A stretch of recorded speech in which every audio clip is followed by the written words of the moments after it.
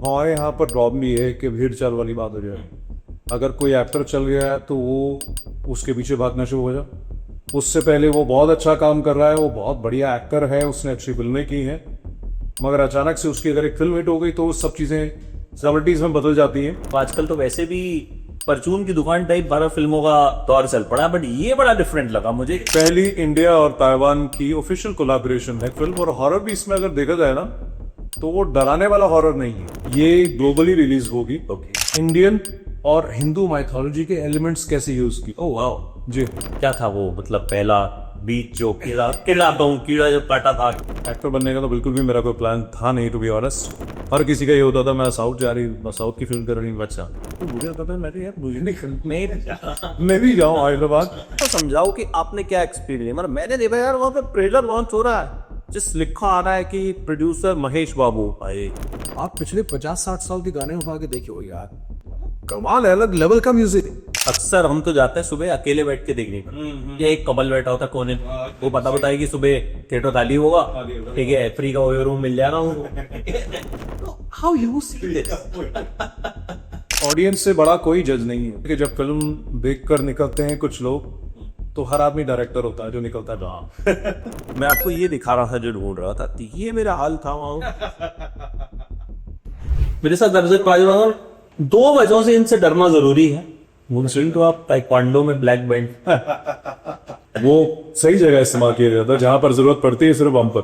दूसरा आप horror film बना रहे हैं, और Taiwan Indo Taiwan horror collaboration. या ये मैंने मतलब आजकल तो वैसे भी परचून की दुकान टाइप 12 फिल्मों का दौर चल पड़ा, बट ये बड़ा डिफरेंट लगा मुझे। ताइवान मतलब हमारे यहाँ दिक्कत क्या होती है ना, एक चीज जब चलती है फिर उसके तो भाई यही बनाएंगे, मतलब भोजपुरी वाले भी हॉरर बनाएंगे, पंजाबी वाले भी हॉरर बनाएंगे, सब बनाएंगे हॉरर। तो खैर ये कहानी मैं सही बताऊं तो आपको, इसका टाइटल डेमन हंटर्स है। यस, और पहली इंडिया और ताइवान की ऑफिशियल कोलैबोरेशन है। Collaboration sense production collaboration, end of course artist exchange हुई है, क्योंकि मैं एक सिर्फ अकेला उसमें इंडियन एक्टर हूं जो उस फिल्म में हूं। पहले ये फिल्म एक बड़ी कॉप फिल्म होने वाली, ओके, मगर वो फिर ये हो जाता कि जैसे रश आवर थी जैकी चैन और क्रिस टकर की, फिर वो स्पेस हो जाती थी। उसमें 2 अलग अलग कंट्री से लड़के हैं जो कॉप्स हैं, कुछ अलग उनको समझ नहीं आ रहा था उनको शायद, तो उन्होंने action comedy with horror elements बनाया। Okay, so this is not absolutely a horror film, और हॉरर भी इसमें अगर देखा जाए ना तो वो डराने वाला हॉरर नहीं है, कॉमिकल हॉरर है। कॉमिकल हॉरर भी इस तरह से कि कोई आवाज आ रही है, कुछ अजीब सी हरकत है, वो नहीं है जो है सामने। मतलब एक डीमन जो है वो इंसान के रूप में सामने आ गया, उससे हम किस तरह से लड़ रहे हैं और कॉमिकल सिचुएशंस हैं उस तरह से चल। तो शूट पूरा हो चुका है? शूट पूरा हो चुका है।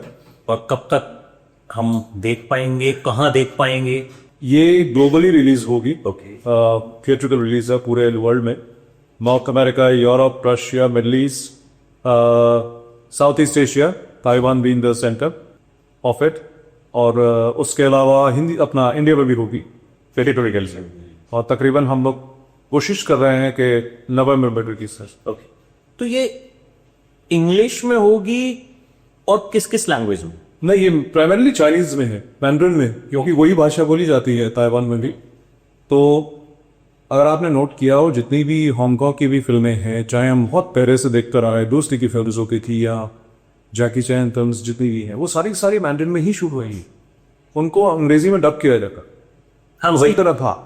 मगर ये है कि क्योंकि मुझे मैंड्रिन नहीं आती, थोड़ी बहुत वहाँ छोट मोट बोली है, दो चार सेंटेंसेस इधर उधर, मगर ज्यादातर मैंने इंग्लिश बोली है। कुछ जगह हिंदी भी उन्होंने इस्तेमाल करने को बोला। कुछ ऐसे डायलॉग्स भी हैं जो हिंदी में हैं और अच्छे हैं। कैसे कुछ एक मतलब अगर नहीं, वो आप फिल्म देखो तभी आपको मजा आएगा कि किस मोमेंट पे वो डायलॉग यूज किया गया है, फिर उसका पता हिंदी में ही।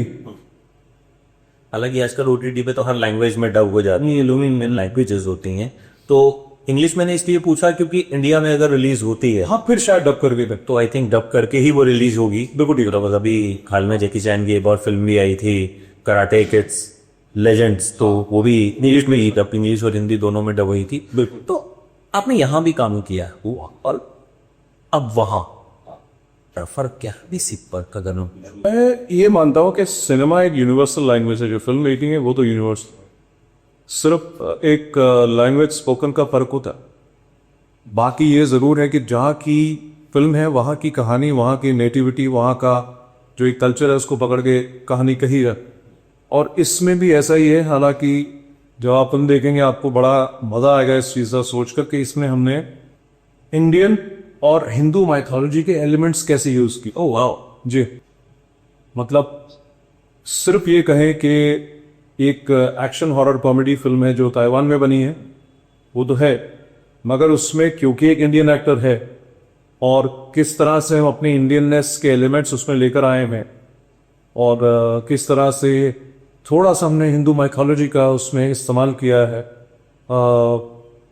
असुर को मारने के लिए, ऑब्वियस सी बात है। बट ये बहुत इंटरेस्टिंग है कि सिर्फ इंडियन एक्टर नहीं लिया, इंडियन नेस भी उसमें का। नहीं तो नॉर्मली क्या होता, विदेशी फिल्मों में अक्सर इंडियन एक्टर्स हमें दिख जाते हैं। और उसमें होता पता क्या है, जितनी भी आप क्रॉस कंट्री फिल्में देखें, पास कल्चर का, लड़का यहाँ का होगा लड़की वहाँ की वहाँ, या वाइस वर्सा, लव स्टोरी होगी। ये बड़ी एक यूनिक तरह की कहानी है और ये मैं इसलिए नहीं बोल रहा हूँ क्योंकि हालांकि ये कहा जाता है कि बड़ी अलग तरह की कहानी ये है। जब मैंने पहली बार पढ़ी थी, सिनॉप्सिस के पढ़े मैंने, तो 3-4 बार तो मुझे पढ़ने में लग रही ये हो क्या रहा। एक तो चलो ठीक है, कैरेक्टर्स के नाम भी जो है वो थोड़े से ऑब्वियसली चाइनीज है, आपको टाइम लगता है थोड़ा सा पिकअप करने के लिए, मगर किस तरह से ये कहानी उन्होंने बुनी है वो आपको बहुत मजा आएगा और आप शॉक हो जाओगे यार ये कैसे इन्होंने सोच ली इस तरह से।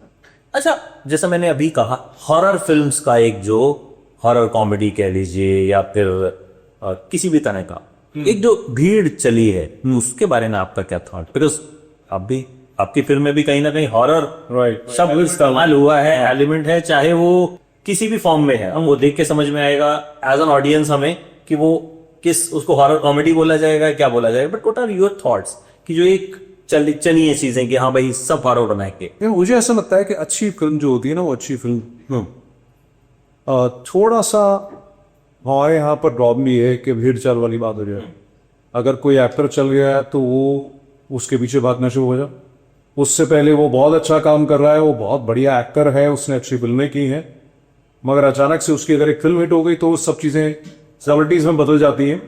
उससे पहले जो है ये होता है कि हाँ ठीक है, जो आपके वर्चूज है एक्टर होने के हैं, जो आपकी क्वालिटीज हैं, उनको काउंट किया नहीं जाना जब तक आपकी फिल्म ना चले। इसी तरह से फिल्मों का है कि किसी ने सोचा एक अलग जॉनरा की फिल्म बनाने के लिए, क्योंकि वो अच्छी कहानी थी, वो चल गई।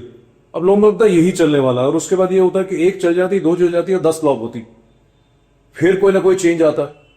तो जैसे अगर हम बात करें हॉरर कॉमेडी का जॉनरा थोड़ा सा कहां से खुला, स्त्री से, उससे पहले तो हॉरर कॉमेडी नहीं आ रही, तो किसी ने तो सोचा ना कि यार ये कहानी है, अब वो कहानी अच्छी थी तो उसने जॉनरा ही खोल दिया पूरा का।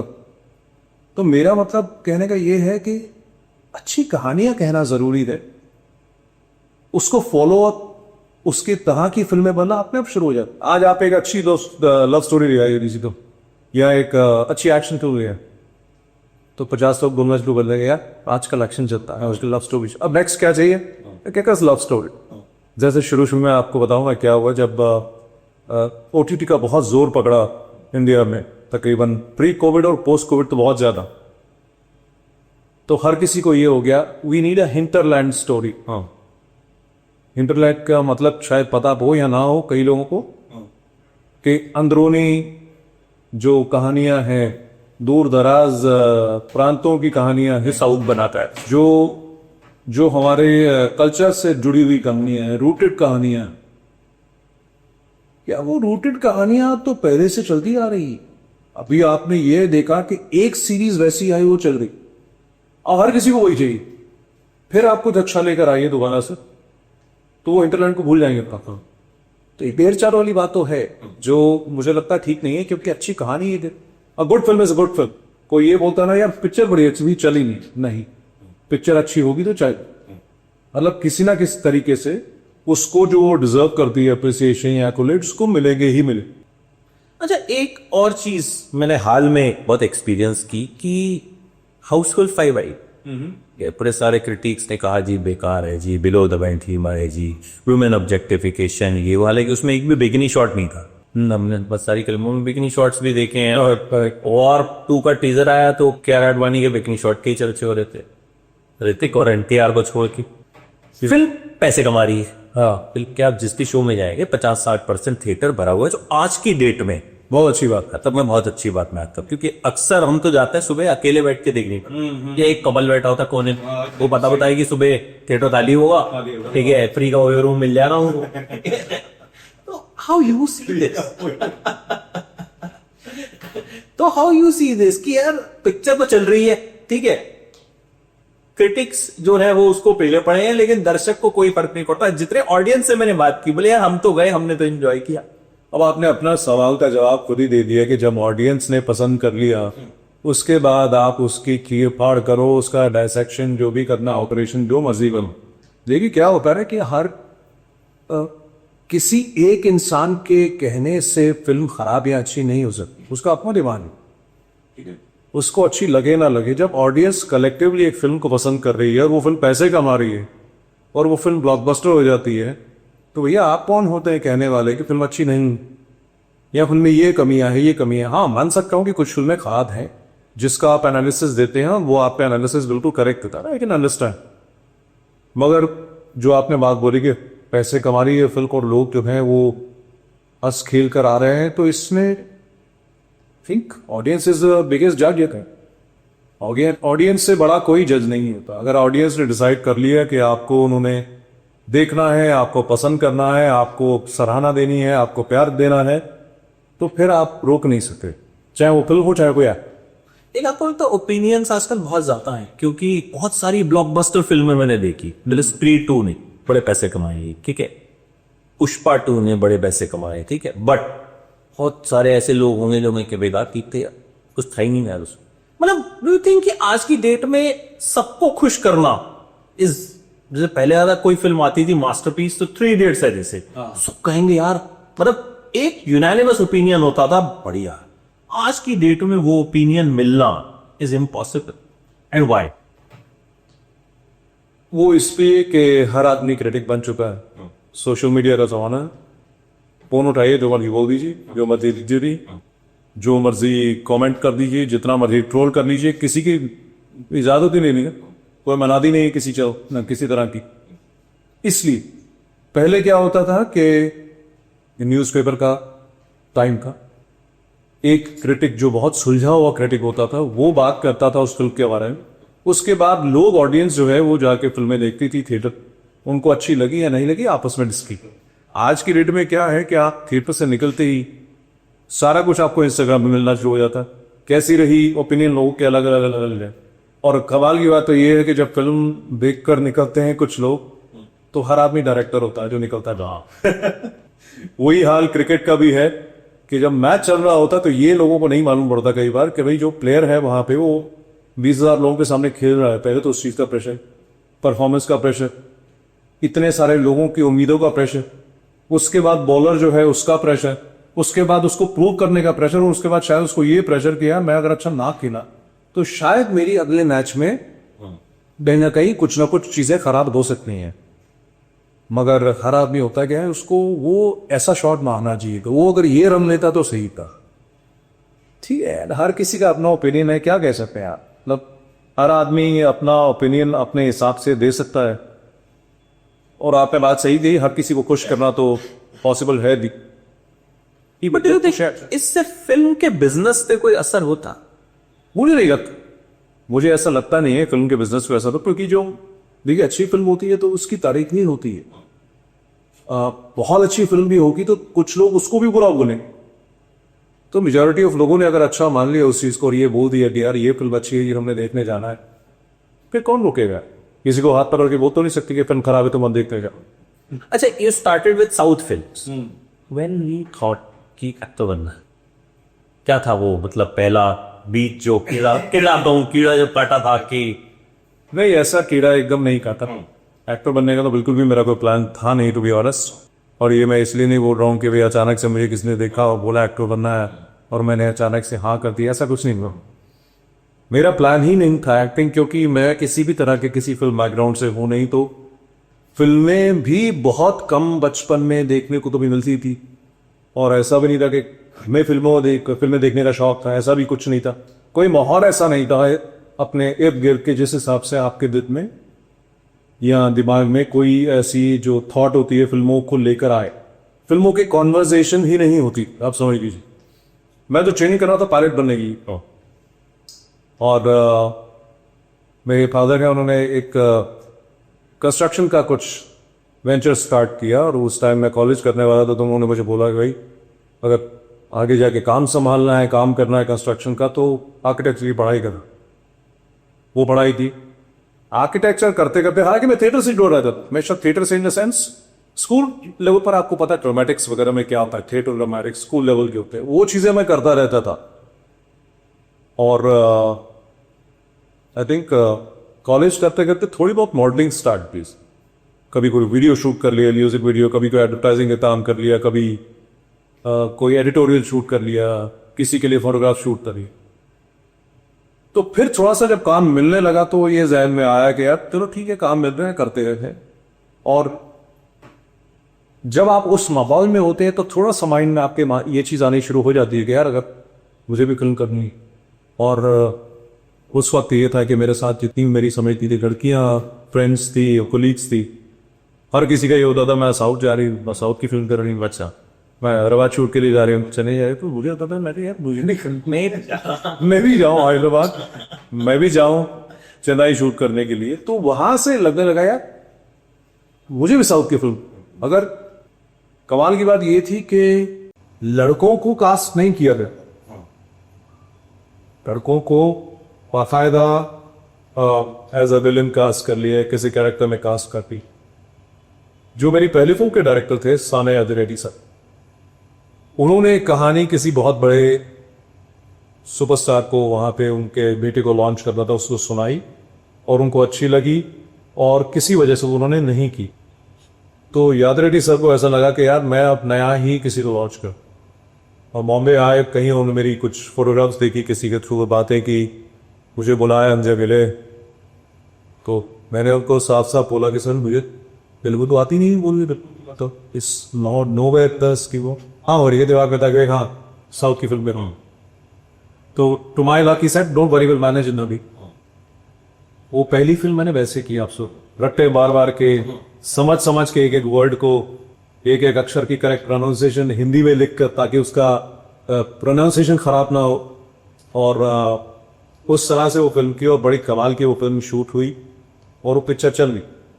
तो बतौर lead, as a leading hero आप तेलुगु में लॉन्च हो गए, जो कि उस टाइम पॉसिबल आज भी नहीं, वो लेते ही किसी को अपनी नेटिविटी के बाहर से। तो ऐसा कुछ एक मौका फॉर्चुनेटली मेरे साथ में बना, और मैंने तकरीबन 11 फिल्में करी, और बहुत अच्छे डायरेक्टर्स और बहुत अच्छी एक्ट्रेसेस के साथ मैं काम की। तो इस तरह से साउथ की शुरुआत की। हिंदी कैसे हुआ? हिंदी तो भाई आपकी भाषा है ही नहीं जो आप बोलते हैं, तो पिक्चरें करते करते कहीं ना कहीं से रास्ते बातें चल जाते हैं, तो ट्रांजिशन होना लाजमी बात है। तो उस वक्त ये दिमाग में नहीं आया कि मैं सेटल। टू बी ऑनेस्ट उस टाइम ऐसा था कि मतलब producers they were kind enough, मेरे इतने प्रोड्यूसर्स थे, वो होटल में ठहराता था कभी। और क्या दूसरी बात ये है कि अब मैं हैदराबाद को बड़ा अपना एक सेकंड या थर्ड होम भी मानता हूँ, क्योंकि वहाँ जाओ तो आपको एक अपनापन महसूस होता है। आपकी स्कूलिंग वहाँ से स्टार्ट हुई एक किस्म से फिल्मों की, और वहाँ पर अब भी उतना ही प्यार करता है ऑडियंस से, फिल्म इंडस्ट्री से। अभी आपके जितने भी कोलीग्स से हर आदमी अपने अपने मुकाम पर अच्छे से काम भी कर रहा है। मगर कभी ऐसा हुआ इसलिए नहीं क्योंकि मैं नया गया, मेरे लिए एक अनजान शहर है, तो फिल्में करो और वापस आ जाओ, फिल्में करो और वापस आ जाओ, तो ऐसे ही चलता चला। इसलिए यानी अंदर आउट हो, जैसे अंदर आउट है। हाँ बिल्कुल ठीक। तो इसलिए कभी ये चीज उस टाइम पर जहन में आई नहीं कि यार यहाँ पर भी सेटल हो जाऊं, क्योंकि फिल्म में हिंदी में भी कर रहा। तो मुझे ये था कि यार जब तक वहां पर ज़्यादातर आप होटल में स्टे कर सकते हैं, जैसे आप आउटडोर शूट कर रहे हैं वही वहां करना है को चलता रहा। तो you were born brought up in Mumbai हो? नहीं, I was born brought up in Delhi. In Delhi. फिर मुंबई कैसे शिफ्ट हुए थे, कब? मुंबई में शिफ्ट हुआ था, मैंने पहली फिल्म की थी अपनी 2001 में, और उसके बाद मैं हैदराबाद, हाँ सो गुड, उसके बाद मैं जिसको बोलते हैं हैदराबाद, मुंबई, दिल्ली मैं शटल करता रहता था। मुंबई में उसके बाद में मेरे ख्याल लगता है मैंने एक्चुअली रहना शुरू किया विदाउट एनी ब्रेक 2007 के बाद। 2007 के आसपास 6 साल बाद ये आप डिसाइडेड कि मतलब उससे पहले कभी आप शटल कर रहे हैं हैदराबाद, बॉम्बे, दिल्ली, चलता रहता था। तो जब एक फिल्म आ गई गुरु मनी सर की वजह से, उसके बाद फिर फैशन भी रही और बहुत सारी फिल्में, फिर उसके बाद में आप एक किस्म से यहीं से सेटल हो गई। अच्छा, एक साउथ में जो फिल्म्स का एक क्रेज है, मैं अभी आज हैदराबाद से लौटा। अच्छा, वो मैंने जो देखा, चाहे वो चेन्नई हो चाहे हैदराबाद हो, मतलब वो लोग बहुत क्रेजी हैं। मतलब खुद ही पीछे मैंने एक इवेंट अटेंड किया, ठग लाई कमल हासन, मैंने वो 6-7 घंटे का ही भाई, क्या वक्त गाने बज रहे हैं वहाँ पे, this people are waiting, T shirts में एक्टर्स आ रहे हैं, सेशंस हो रहे हैं। हमारे यहाँ अगर 15 मिनट वेट करना पड़ जाए मौत आ जाती है कि यार मतलब क्यों नहीं रहा, क्या हो गया? मैंने देखा सॉन्ग्स बजे हैं उनके, लोग नाच रहे हैं, they were influencers, 100 of influence, they are enjoying each and every bit.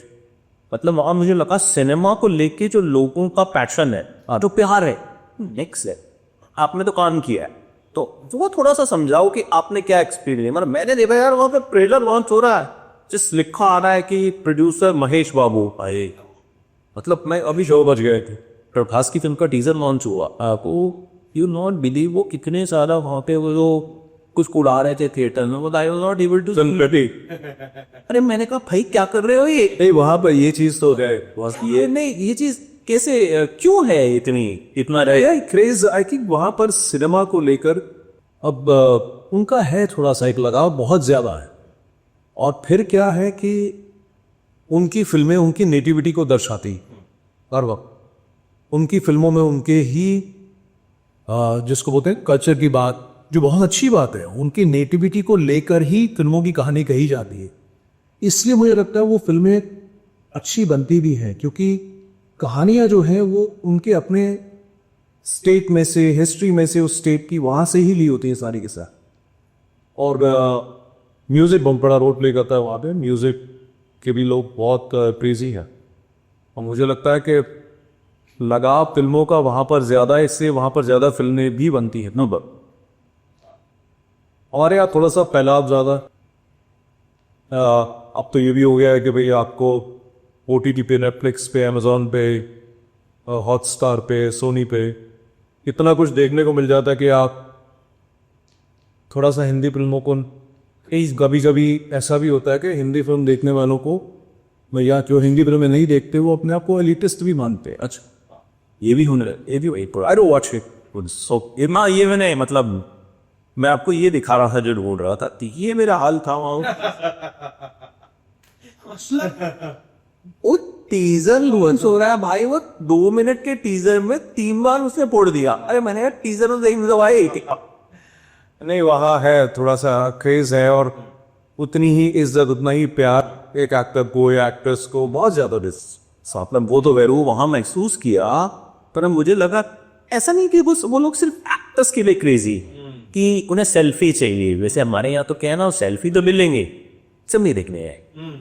नेता को देखने के लिए भीड़ जम जाएगी, वोट मिलेंगे 4, ठीक है, भीड़ लग गई 40,000।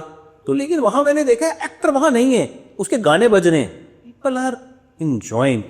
वो मैंने बहुत क्लोजली एक्सपीरियंस किया कि ये नेक्स्ट लेवल ये लोग हैं। उस तरह का लगाव मेरे को लगता है फिल्मों से जुड़ा भी लगाव होना चाहिए, क्योंकि आफ्टर ऑल फिल्में लोगों के लिए बनाई जाती है, तो लोगों का उतना क्रेज फिल्म को देखने का, फिल्म एक्टर्स को देखने का, ये जो भी है वो जब तक नहीं होगा तो आपका एक जो सारा प्रोसेस है वो वेस्ट हो जाता है ना। मतलब आप उनके लिए तो बना रहे हो, बना रहे हो, कहानी कह रहे हो लोगों को एंटरटेन करने की, तो मुझे लगता है थोड़ा सा ये होना चाहिए। कहानियों का कितना क्राइसिस लगता है आपको आज? कहानियों का क्राइसिस तो है ना, जैसे मैंने आपको वही बोला कि कई बार लोग मुझसे पूछ रहे हैं, या साउथ की फिल्में चल रही है, अरे अब वो कहानियों पर बहुत ध्यान दे रहे हैं, अपनी नेटिविटीज में कहानियां ढूंढ ढूंढ कर ला रहे हैं। यहां पर मुझे लगता है कि हम जो हिंदी, जैसे मैंने बात की भाई हिंटरलैंड की बात करें या फिर जॉनरा की बात करें, भेड़चाल वाली बात हो जाती है ना कि एक चीज चल रही तो उसकी तरह की फिल्में बनानी शुरू कर दो, चाहे उसका सिर हो या नहीं। आपकी कहानी का कहानियां बहुत कुछ है कहने को। मतलब हमारे देश इंडिया जैसा डाइवर्स कंट्री, इतनी हिस्ट्री हमारी, तो हमारे यहाँ तो मतलब इतनी कहानियां हैं कि आदमी को समझ में भी नहीं आए कहाँ से बनाओ कहाँ से ना बनाओ। सर आपने फिल्मों का जिक्र किया, फैशन या पुरुष, मतलब मुझे अभी भी कल मैंने एक फोटो शेयर की अपनी, तो 2 फिल्म का डायलॉग क्यों कि जब तक लोग तुम्हारे बारे में उल्टा नहीं बोले समझो, जब लोग तुम्हारे बारे में उल्टा बोलने लगे समझो तरक्की कर रहे हैं। मतलब हमारे दिमाग में छपे हैं फैशन, मतलब कोई रैंप वॉक कहीं पे भी हो रही, फैशन का है ये जलवा, वो it start playing in the mind. मतलब आप वहां पे कोई भी गाना बज रहा हो, इट स्टार्ट प्लेइंग इन, जो आर्काइवल वैल्यू होती। कई कहानियां अच्छी होती है, कई नहीं होती, समझ में आता है। म्यूजिक तो एक बहुत ही अहम हिस्सा है हिंदी फिल्मों का, और अच्छा म्यूजिक हमारा म्यूजिक अगर देखा जाए हिंदी फिल्मों का या इंडियन फिल्म ओवरऑल में मानूंगा, आप पिछले 50-60 साल के गाने उठा के देखिए यार, कमाल है, अलग लेवल का म्यूजिक। शायद पता नहीं क्यों उस चीज पर भी ध्यान बहुत ज्यादा नहीं दिया जा रहा है कि मतलब होती है फिल्में, कोई अच्छी म्यूजिकल फिल्में भी आती है, ऐसा नहीं है। अगर म्यूजिक फिल्म में होना, हिंदी फिल्में किस चीज से सिनोनिमस थी? गानों से, अच्छी कहानी से, डांस से, उसके अंदर की सीक्वेंस से।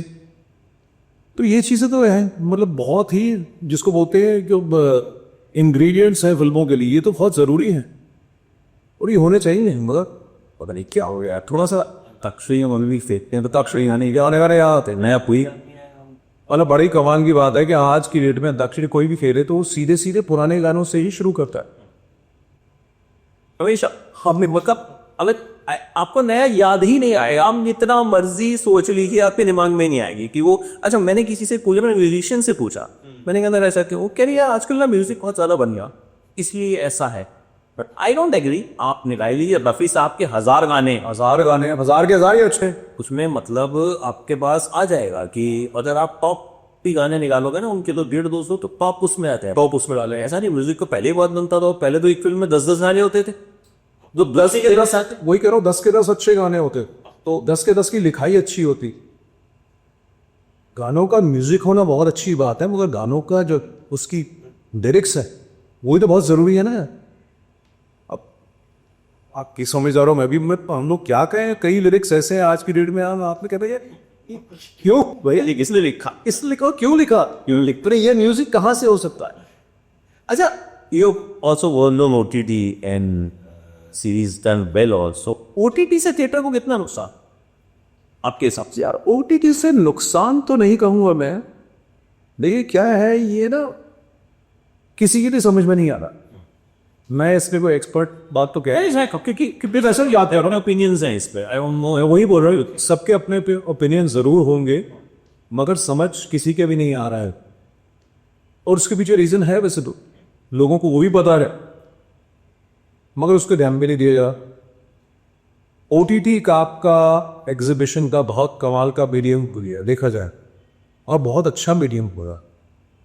अगर ये है कि अगर आप कहें कि यार लोग OTT पे फिल्म देख लेते हैं इसलिए थिएटर में नहीं जा रहे, नहीं भाई, जो पिक्चर अच्छी है थिएटर में लोग देखने जाएंगे। तो आप ये कहना बंद कर दीजिए कि मैंने OTT के लिए फिल्म बनाई, आप फिल्म बनाई OTT पे तो आ ही जाएगी। अगर आपने अच्छी फिल्म बनाई है वो थिएटर में भी लोग देखने जाएंगे, मगर वैसा कंटेंट बनाने तो जरूरी है।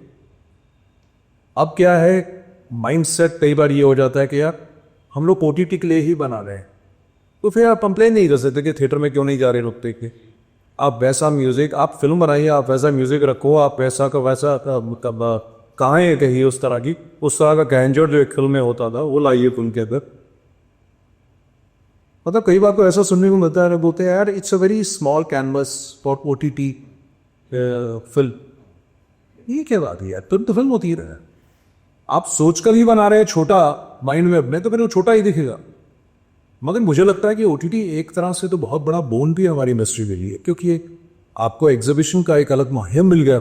थिएटर है, सनलाइट है, टेलीविजन पे भी आती है फिल्में, और ओटीटी है, आप अपनी कन्वीनियंस के हिसाब से जो मर्जी देख सकते हैं। और बेस्ट पार्ट ये है कि ओटीटी पे पूरी दुनिया का सामान। ओटीटी ने थोड़ा सा एक जो बोलते हैं ना किक स्टार्ट भी की है ये चीज़, क्योंकि लोगों को ये भी समझ में आना शुरू हो गया कि यार जब पूरी दुनिया का जो एक सिनेमा है, सीरीज़ है, बड़े अलग लेवल की सीरीज़ है या बड़े अलग लेवल का सिनेमा है, वो आप देख रहे हैं, तो मुझे फिल्म, हिंदी फिल्म अच्छी नहीं देखनी है। कि मेरे पास में इतनी सारी चॉइस है, तो जब तक अच्छी कोई चीज़ नहीं होगी तो मैं देखने नहीं जाऊँगा। ओटीटी ने किया है कि भाई आपको उससे पुश किया ओटीटी के एडमेंट ने कि भाई अच्छा बनाओ, क्योंकि यहाँ तो बहुत सारा पड़ा हुआ नहीं तो देखने के लिए हो। अगर हर इंसान को फ्रीडम है अपने हिसाब से करने का चीज। अच्छा, एक चीज, आप इस इंटरव्यू से पहले आप फ्रेमिंग भी थोड़ा देख रहे थे। एक एक्टर कई बार बड़ी सारी चीजें करता, बट अपने बारे में गूगल कितना भी? गूगल में तब करता हूँ जब कोई न्यूज़ किसी ने भेजी हो, या कुछ आप इवेंट पर गए हैं, या कोई कुछ फिल्म आ रही है तो उसके रिव्यूज़ के बारे में तो गूगल करते हैं। उसमें खराबी क्या है यार? मेरे को कई बार ऐसा लगता है कि लोग बोलते हैं ना कि वो अपने आप को गूगल करते हैं। हाँ, मतलब अरे यार न्यूज़ देखने के लिए मतलब गूगल आपको एक बड़ा अच्छा जिसको बोलते हैं टूल मिला होगा अपने बारे में जानने के, भी मेरे साथ जो मीडिया में है वो क्या क्या चीज़ें चल रही, तो बड़ी अच्छी बात। मैंने ये बात आपसे इसलिए पूछी क्योंकि हमने फिल्मों पे इतनी बात की, मतलब इंडो ताइवान, एक जो आपने कहा हॉरर, उसमें हिंदुइज्म भी है आजकल में, लोग उसके बारे पे कम शायद गूगल करेंगे। इसमें ज्यादा देखते हैं कि वो ज्यादा बार बार डेटिंग मैं मतलब और किसी को पर्सनल लाइफ के बारे में बहुत होता है कि मुझे जानना है कौन इसकी गर्लफ्रेंड है, किसको डेट कर रहा है, क्या नहीं है। ये जब आप खुद, I will not ask you whom you as your person, but when you see की यार बात मैं काम भी कर रहा हूँ यार, मैं अब ताइवान में जाके मैं जो है वहां पे ये पिक्चर भी कराया, ये वाली सारी चीजें भी हैं, बट साला बात तो वही कर में, ठीक है, हेडलाइन उनको वही चाहिए। How you feel as an actor, as a artist of to class? ये लोगों का हक भी है जानना। लोगों का हक इसलिए है क्योंकि वो जिनको पसंद करते हैं उनके ज़िंदगी के हर पहलू को जानना चाहते हैं, तो ठीक है, इसमें कोई खराबी नहीं है। और थोड़ा एंटरटेनमेंट वैल्यू भी तो चाहिए ना, वसाओ भी तो चाहिए। और मैं भी दिल्ली जाता हूँ जब, तो दोस्तों को सबसे पहले उनके घर चले जाओ, उनकी वाइफ्स होंगी या गर्लफ्रेंड्स होगी, और भाई कुछ गॉसिप बता। अरे भाई मेरा काम है वो तुम्हारे ये एंटरटेनमेंट होती है, बहुत होता है ना, मैं जब भी होती हाँ मेरा काम है यार, मैं तुम्हारे केदा की क्या कहानी बताऊं कि वो क्या कर रहा था, वो क्या कर रहा था। तुम अपना काम करो, मैं पूछ रहा हूँ कि भाई आज अच्छा फैक्ट्री में क्या प्रोड्यूस किया आज, और लास्ट ईयर की आपकी कमाई कितनी थी, मैं तो नहीं पूछ रहा हूँ आज, बट ठीक है ये चलता है, कोई बात नहीं है, क्योंकि एक ऐसा फील्ड है जिसका एक क्रेज सब लोगों को होता है, फिल्मों के बारे में जानने का, फिल्म एक्टर्स के बारे में जानने का, उनकी निजी जिंदगी के बारे में, उनकी प्रोफेशनल लाइफ में, हर तरह की चीज़ें जानने का हक है लोगों को, और जो होना भी चाहिए, क्योंकि वो हक है उनको, तभी तो आपको इतना प्यार भी देते हैं, आपको अप्रिशिएट भी करते हैं, आपको आपकी फिल्मों को भी पसंद करते हैं, और अगर आप कहीं पे उनको मिल जाते हैं तो उसी तरह से आपको एक जो है अप्रिसिएशन या मतलब वो मिलती भी है। तो भाई जब ऑडियंस आपको इतना कुछ दे रही है तो शायद उनका हक भी है हर चीज़ जाने। मैं इस चीज़ को बुरा नहीं मान रहा, ठीक है। अच्छा, लास्टली आप हमने हॉरर फिल्म पे बात करी, इसके अलावा और कुछ जो पाइपलाइन में हो विच यू कैन शेयर? हाँ, एक और फिल्म है, वो एक थ्रिलर फिल्म है, दैट्स अ हिंदी फिल्म, उसका टाइटल है सेकंड चांस। वो एक बड़े कमाल के डायरेक्टर है नए, सचिन करांडे, उन्होंने लिखी है। वो हमने फिल्म इंग्लैंड में शूट की है, वो भी इस साल रिलीज हो रही है, that is theatrical release, that let's see, okay, उसका अभी प्लान चल रहा है, वो प्रोड्यूसर्स का प्रोग्रेटिव है। और जैसे मैंने बोला कि फिल्म हमने बहुत अच्छी शूट की है, हमने उसको स्क्रीन पर देखा है। अब वो थिएटर में जाकर उसको लेकर जाते हैं या स्ट्रेट अवे ओटीटी पर प्रोड्यूसर का एक अपना भी एक प्रोग्रेटिव होता है, वो ठीक है। और वो फिल्म है। उसके अलावा एक दो चीज़ें हैं जो मैं नई कर भी रहा हूँ, और इस साल के समझ लीजिए अगस्त के बाद बस चीज़ें स्टार्ट हो जाएगी, तो उम्मीद करते हैं कि वो भी चीज़ें अच्छी।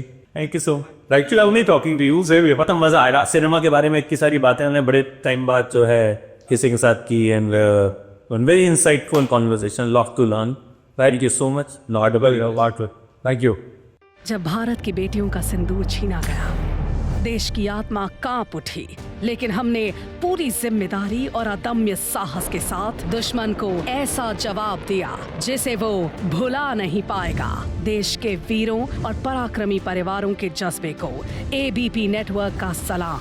देखिए India unshaken, salute to Sindhu 14 अगस्त एबीपी न्यूज पर।